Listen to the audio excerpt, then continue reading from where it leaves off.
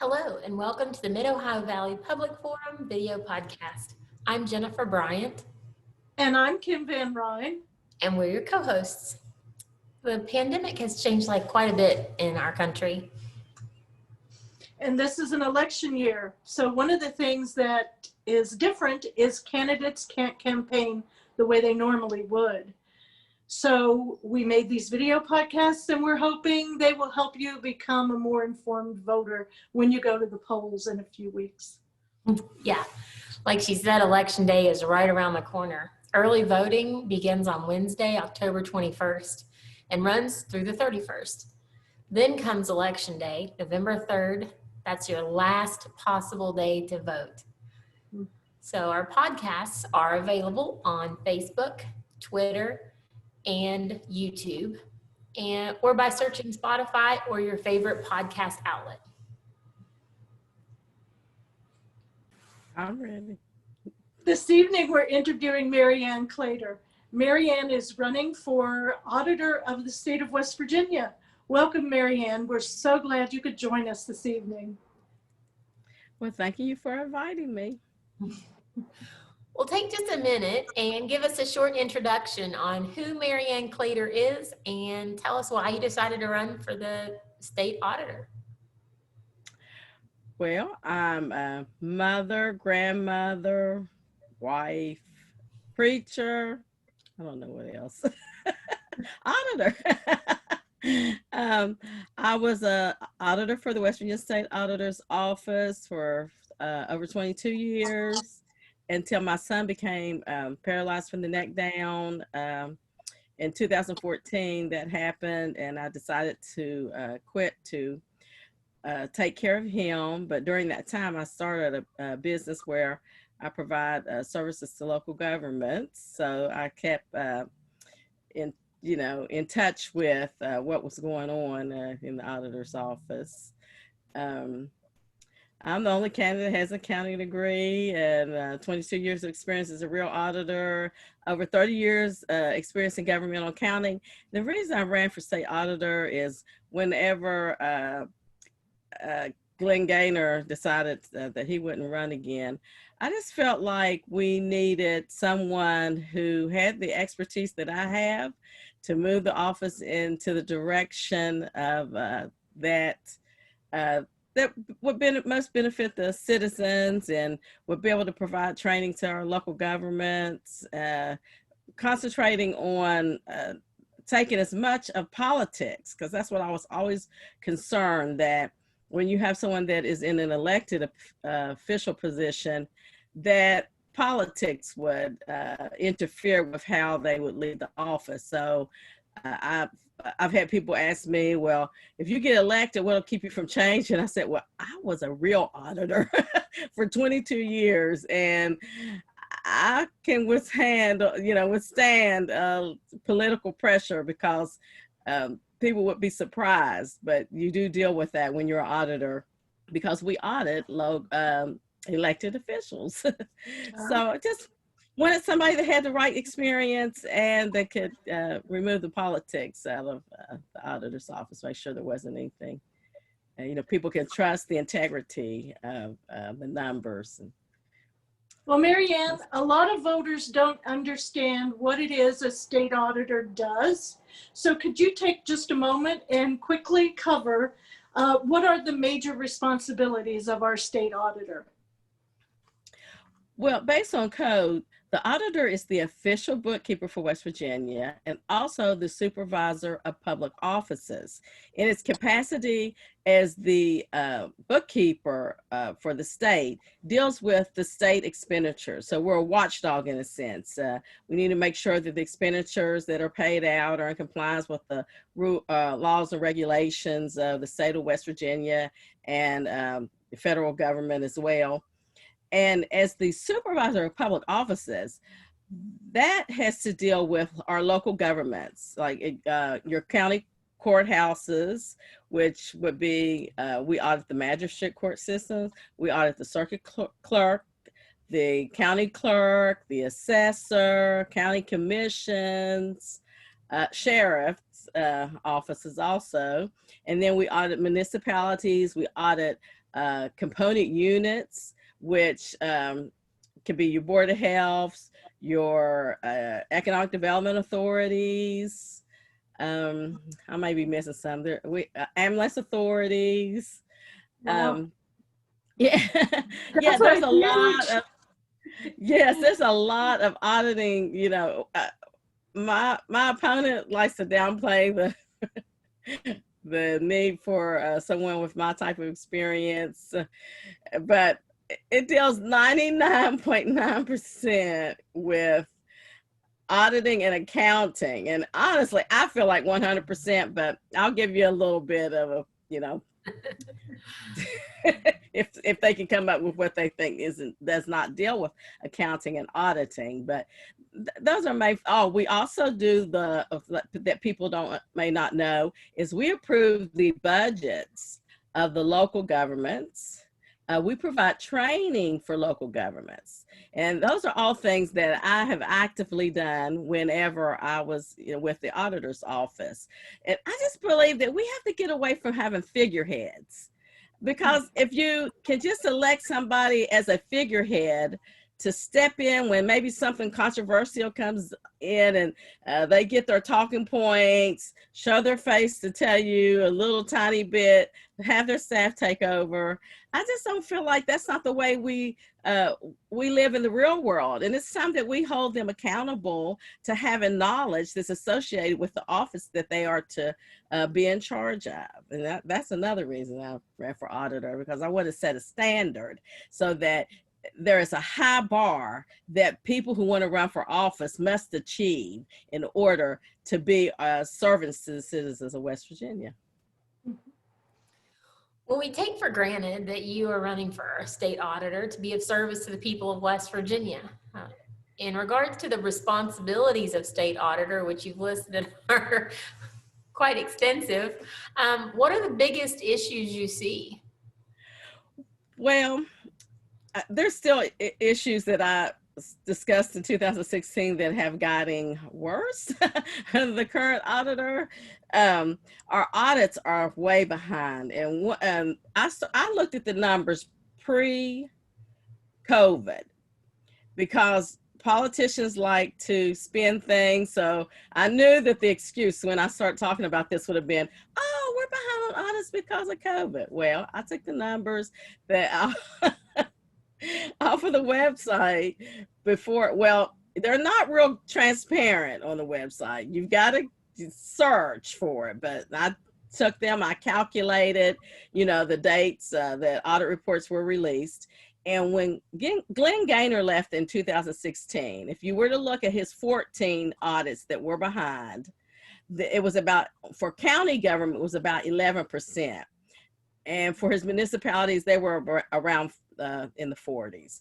Now, when you look at the current auditor, his numbers at March 31st of 2020 for his 18s, they were in the county level, they're behind 45%, and the municipalities are in the 40s. So they're pretty much comparable. And the reason that I looked is because I knew that we had an issue with the municipalities, but we were always pretty fair in how quickly we did the county audits.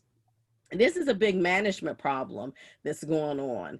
And we need an auditor that understands accounting principles, understands auditing standards, so that as someone's getting pushed to try to get audits done in a more timely manner, we don't want the quality of the audits to decrease just so that, to meet the pressure that an elected official might be under. Because I'm a person that believes in having accountability of my own office and the things that I'm responsible for, because you got to get your own house in order before you start trying to tell somebody else to get their house in order. So that's one of the big issues. Training at local government. See, I'm the person that actually knows what some of these books actually look like. And really, if we want to get transparency that I want to see at each local government, at the state government, we have to make sure the underlying information is accurate, because otherwise you're only seeing what it is that's available to be seen. So if people aren't doing proper reconciliations, to make sure that all of the information is there and available, and and I'm a the accounting information systems, that I would prefer that data is displayed directly from their system. And the way he has it now, he went to Ohio, like the checkbook system that they had, and he decided, to bring it back to West Virginia. And what you have to do is you have to extract the data out of another system and dump it into that system.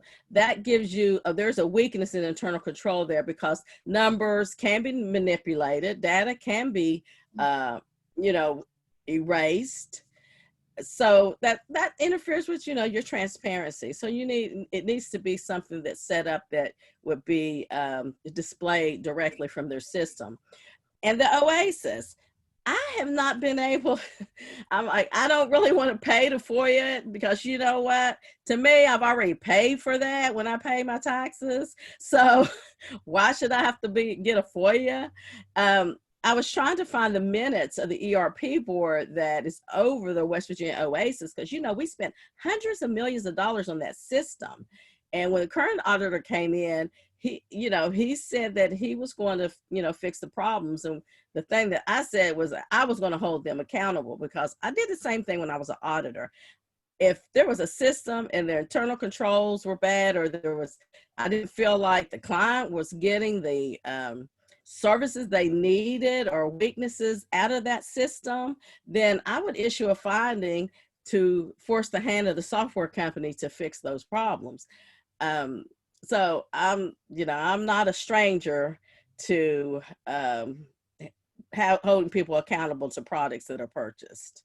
Let's see if there's anything. Well, I was talking about the training. I work with local governments, and there was a new requirement about state grants. They have to report, and the auditor's office sent out this new spreadsheet, no instructions. I was like, what? So most of the people I had, they filled it out. And when I got ready to do financial statements, I was like, I don't think you filled this out right. And so I actually called so that I could get verification of what their intent, what do you actually want in this column on this form? What do you actually want? We were always very proactive before. And we need to get back to that, because we need to be proactive and not reactive. Just because the rest of the state government is reactive to everything, I want to set a standard that the auditor's office will be proactive, so that we can have consistency, we can have proper training, and because it's whenever local governments can work efficiently and state government can work efficiently, it's what's best for the citizens of West Virginia, that we all can work efficiently together, not just by pushing more work onto the local governments, just so that we can have the appearance of efficiency. So do you have specific plans for addressing some of those issues that you've identified? For example, do you have a plan for dealing with that backlog of audits that's existing right now? Yes. So I don't think the current auditor understands that we are already electronic in our auditing procedures. But what we need to do is we need a real auditor to be able to review the procedures that are in place, because there is a audit program is designed whenever you get ready to go to an entity. And those are like different little steps that you do to be able to say that they are fairly presented. And so the auditor's office, we have a different set of eyes. And so there are some procedures that we have added on that maybe outside firms won't do when they're auditing. And so we need to look at the whether those still apply. Are we generating the benefits? You know, are the is the cost outweighing the benefits of that procedure? You know, of checking it so that we can get the audits done in a more timely manner. And honestly, the way to really help get those audits caught up and get the audit costs down is to make sure that the local governments have been properly trained, their records are in proper order. And that's one of my goals in my first 4 years of office, is that I will personally visit each and every entity that we are responsible for auditing and assess their accounting needs and sit down and have a conversation with them. Something that won't cost the taxpayers extra money, because I have the knowledge myself to be able to do that. I won't have to send staff and pay for their travel, and I would never charge for my travel either, because I feel like that should be covered in the cost of my salary.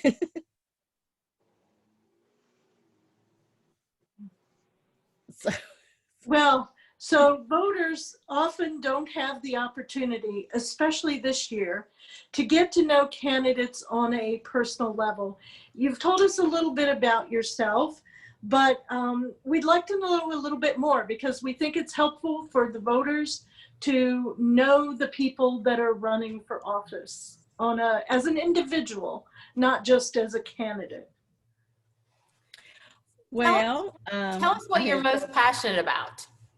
Okay. Well, in my free time, pre-COVID, I guess we could say, pre-COVID, I did prison ministry. I started out in the juvenile system, and then we would do Lakin and the regional jail system, and I also did ministry work at the nursing homes, because I believe that there is a need for outreach. I kind of joke and say, well, we got enough people doing in-reach, you know, that want to stay inside the building. I want to get outside the building and then actually meet people, give them hope in their situations that they may feel hopeless, or just that they might want to be able to see my face, you know, smiling at them. I don't know.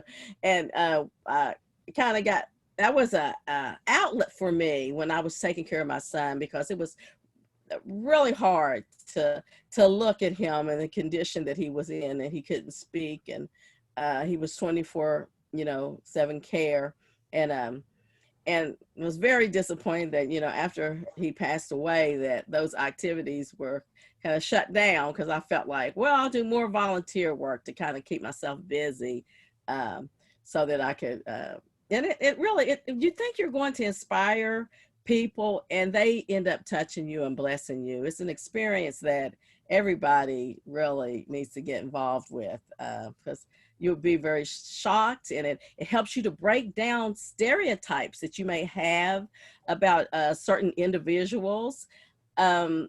It's just it's very rewarding. It's a very rewarding I don't know if you call it hobby or just my public service, or I don't know. I never really know what you really call it, but just something I love to do, and I'm very passionate about that. Mm-hmm. So what qualities do you most value in the people around you? People to keep their word, because we're in a situation that people are just spurred out. You know, we're in the universe of alternate facts, but we need to be able to have confidence in what someone says to us, that is the gospel. You know, I was raised, your word is your bond, and if you don't have your word, then you have nothing. And so I like people like that, even though, you know, sometimes you might get surrounded by somebody that's not, but those are the people that I enjoy. Those are the people that, even if it's not a good thing, they will be honest and truthful about, you know, facts.